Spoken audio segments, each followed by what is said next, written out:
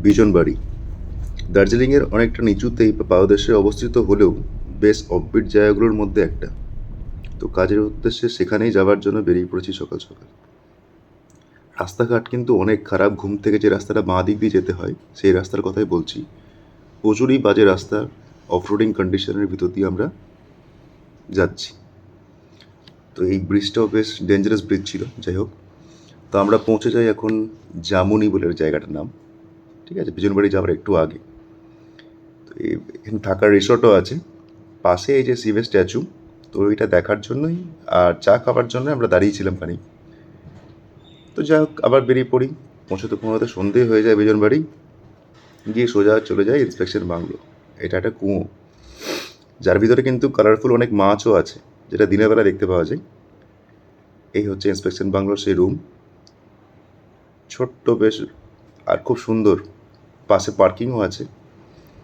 রুমের ভিতরটা কীরকম সেটা আমি আপনাদের দেখাচ্ছি, যদিও বা আমার খুব পছন্দের ভিতরটা। ওপরটা পুরো দেখুন উডেন, ঘরটাও বেশ সুন্দর করে সাজানো। রান্নার কুক ওখানেই আছে, তারাই রান্না বান্না করে দেয়। বেডের ভাড়াও অনেক কম। সকালবেলায় সেই জায়গাটার ভিউটাই জাস্ট আলাদাই। সকালবেলাতে কিন্তু সেরকম ঠান্ডার বাতিক নেই। রাতের বেলা যে ঠান্ডাটা ছিল, হাড় কাঁপানো। জ্যাকেট নর্মালি পরেছিলাম, বাট দরকার হতো না। তো সোজা চলে যায় কাজের জায়গায়, লিটিল রঙ্গি থাইডাল স্টেশন। ফেরার সময় যখন আমরা কার্শিয়াং ফিরছি, আমাদের গাড়ির ব্রেকডাউন হয়। অ্যাকচুয়ালি কী হয়েছিল, ট্যাঙ্কির মধ্যে তেল কম ছিল। তার জন্য যখনই আমরা হাই স্লোপে উঠছি, তো তেল একদিকে নিচের দিকে নেমে চলে আসছে। তার জন্য কি প্রপার ফুয়েল ইঞ্জেকশন ইঞ্জিনে হচ্ছে না। তার জন্য বারবার গাড়ি স্টপ পড়ে যাচ্ছিল। তো কোনো রকমভাবে পাম্প করে করে এই গাড়ি থেকে কিছুটা তেল বার করে নিয়ে সে গাড়িতে দেওয়া হয়। এখানে শুনেছি আশেপাশে অনেক লেপার্ডও আছে। তো সেটা দেখার জন্যও আমাদের মনে ইচ্ছে ছিল। দাঁড়িয়েছিলাম অনেকক্ষণই বাইরে, কিন্তু দেখতে পাইনি। যাই হোক, আমি অনেক ভিডিও ফটো ওনাদের কাছে দেখেছি যারা এই পাহাড়ে বরাবরই এর রাস্তা দিয়ে ঘোরাঘুরি করেন। চলে আসি সোজা এখান থেকে বেরিয়ে আমরা কার্শিয়াং অনেক রাত্রিবেলায়। তখন পুরো পাহাড় প্রায় নিদ্রায় আচ্ছাদিত। দূরে টিপ টিপ করে লাইটগুলো জ্বলছে, বেশ সুন্দর লাগে। অনেকক্ষণ বসে থেকে এই বাইরে দেখি নিচ দেখার জন্য।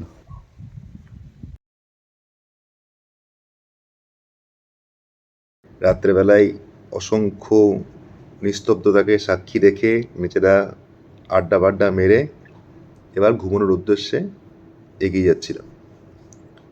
এ হচ্ছে সে ইন্সপেকশন বাংলো কার্শিয়াং ডিভিশনের।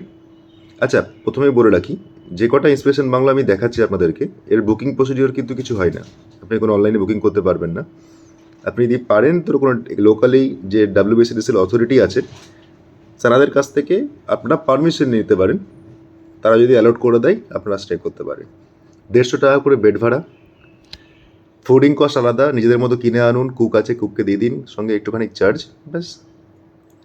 আসুন ভিতরটা, বেশ বড় সড়ো সাইজের। এটা দেখে আপনি বুঝতে পারছেন না, বাট বেশ বড় সড়ো সাইজের এই ওয়েটিং হল।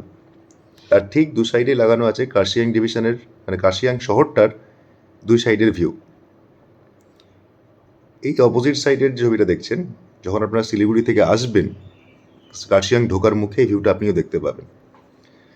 বাঁ দিক ডান দিকে সমস্ত রুম আছে, এক একটা এক এক রকম টাইপের, একটু হাই কোয়ালিটির, একটু লো কোয়ালিটির, বাট বেডের ভাড়া সবার সেম।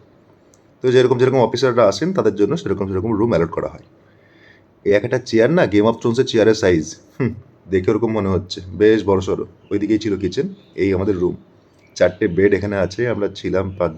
রাত যেখানে কেটেছিল তার সকালবেলার দৃশ্য এরকম। চলে আসি ওপরে। আর টয় ট্রেন দেখতে পাওয়া মানেই তো দার্জিলিংয়ের স্পেশালিটি। হাঁটতে হাঁটতে একটু ওপরের দিকে আমরা এগিয়ে যাচ্ছিলাম। দেখুন জাস্ট ভিউটা।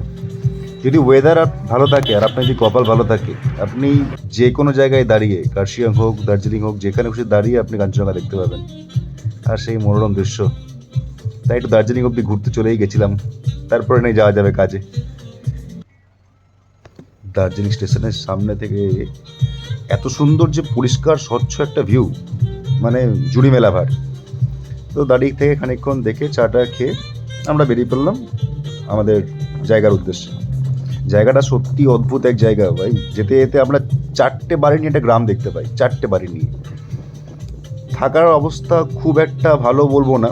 তো আপনারা যদি যেতে চান, তো গিয়ে গিয়ে আপনাদেরকে সন্ধ্যার মধ্যে ফিরে আসতে হবে। জায়গাটা দেখুন, একদম স্বচ্ছ জল দেখতে পাবেন, এপার ওপার দেখতে পাওয়া যাচ্ছে। তাদের কথা অনুযায়ী আপনি এখানে এসে রান্না বান্না করুন, পিকনিক করুন, সুইমিং করুন, ভাই মজা টজা নিন, কোনো অসুবিধা নেই। কিন্তু ক্যাওয়াস করলে চলবে না। লোকজন খুব সিম্পল, সরাসরি জিনিসপত্র পাওয়া যাবে না, আশেপাশে দোকান টোকান কিচ্ছু নেই, যা আনতে হবে ওপর থেকে নিয়ে আসতে হবে। তো অনেকক্ষণ আমরা এখানে ছিলাম, ঘোরাঘুরি হলো। জলটাকে আমি জাস্ট ভুলতে পারি না কোনো অব্দি। ইচ্ছা করছিল ঝাঁপিয়ে পড়তে স্নান করার জন্য, কিন্তু হয়ে ওঠেনি। যাই হোক, বসে অনেকক্ষণ ধরে টাইম স্পেন্ড করে কাজের জিনিসপত্রগুলো মিলিয়ে নিয়ে বেরিয়ে যায়। দেখায় আপনাদের কীভাবে যাবেন। এই আমাদের ছিল আইবি, সেই আইবি থেকে সোজা হিলকাট রোড ধরে এগিয়ে যেতে হবে। তারপরে একটা মোড় আসে, আমি ঠিক নামটা জানি না, বাট আমি ম্যাপে দেখাতে পারি আপনাদেরকে। ঠিক এই যে জায়গাটা দেখছেন, এই জায়গা থেকে আপনারা চলে যান বাঁদিকে। খুব একটা বেশি ডিস্টেন্স নয়, 5-6 কিলোমিটার ডিস্টেন্স টোটাল। এই আস্তে আস্তে আস্তে চলে আসি সুরক্ষা ফ্যান্টাসি, কি দেখাচ্ছে এখানে, এই অবধি রাস্তা দেখাচ্ছে। এই যে নিচে ঘরটা দেখছেন, এই ঘরটা থাকবার আইবি, কিন্তু এখন কেউ থাকে না। আর গ্রিন কালারেরটা হচ্ছে সেই সাবস্টেশন। সেখানে দাঁড়িয়ে এখানকার এই কটা ফটো আমাকে ছিল। নেক্সট চলে যাই আমরা অন্য ডেস্টিনেশনে। ওই দিন রাতেরবেলা আমরা স্টে করেছিলাম রিঞ্চিংটনে। তো আইবি থেকে এই ডিস্টেন্সটা আপনাকে দেখাচ্ছি, এই সোজা রাস্তা ধরে ধরে। এটাও বেশ অফরোডিং রাস্তা, বাড়িঘর তো খুবই কম। এক জায়গাতে মোটামুটি 10-15টা বাড়ি নিয়ে একটা গ্রাম ছিল। তারপর আমরা পৌঁছে যাই রিঞ্চিংটনে। ওপর থেকে খাবার দাবার আনা যায়। তো রান্নার কুক ওখানে ছিল, রান্না বান্না হচ্ছে। আর এই সাবস্টেশনের ভিতরে আমরা ওখানে চড়ে চড়ে বেড়াচ্ছিলাম। বেশ ঠান্ডা, একদম হাড় কাঁপানো ঠান্ডা ছিল। জেনারেটিং স্টেশন 1 মেগাওয়াট করে 3টে ইউনিট আছে, 3 মেগাওয়াট জেনারেট হয় এখান থেকে। Yes, with some Pringles. Yes, I am enjoying this night. জঙ্গল এখানে আছে প্রচুর, চিতাবাঘও বেরোয়। চিতাবাঘ তো নেই সত্যি, এরা চিতাবাঘ বলে, ইটস লেপার্ড অ্যাকচুয়ালি। এটা ডালিমদা, তাকে আমি আগে কোনো ভিডিও দেখাইনি, তার অভিমান ছিল, দেখিয়ে দিলাম। সকালবেলায় ঘুম থেকে উঠে পাইচারি করতে বেরোই আশেপাশে এলাকা দেখার জন্য। তো দর্শন পাই এই অদ্ভুত এক মাকড়সার, যার নাম হচ্ছে গোল্ডেন ওয়েভার অর্ব। বিজ্ঞানসম্মত নাম কি জানি না আমি, বাট গুগল সার্চ করে আমি দেখতে পাই নেফিলা ফিলিপিপস বলে অ্যাকচুয়ালি প্রজাতিটার নাম। ভেনামাস নয়, খুব একটা মানুষের কামড়ালে ক্ষতি হবে না। ক্লোজার ভিউটা দেখুন। আর এর জাল এতটাই বড়, মানে অনেকটাই আকারে বড় সাইজের, আর স্ট্রং অনেক। মানে পারলে ছোটো বড়ো কোনো পাখি যদি মানে কি বলবো, চড়ুই পাখি হোক কিছু পাখি হোক, সেই পাখি কিন্তু জালের মধ্যে আটকে পড়তে পারে। আর সেটাই কিন্তু তার শিকার, নর্মাল পোকামাকড় ছাড়াও। তো বেশ বড়সড় সাইজের, আর দেখতেও যথেষ্ট সুন্দর। ভয়ানক তো একটু লাগছিলই, বাট ভালো। এবার আমি ফেরবার পালা, বেরিয়ে পড়ি। রাস্তায় দেখতে পাই সুন্দর ফুল, পয়েন্টসেতিয়া ফায়ার বল। রোডেন্ড্রন তো অনেক দেখতে পেয়েছিলাম, এই ফুলটা অনেক ইউনিক ছিল। তো শেষ হলো এখানে। পছন্দ হলে লাইক আর ফলো অবশ্যই করবেন। Thank you, tata.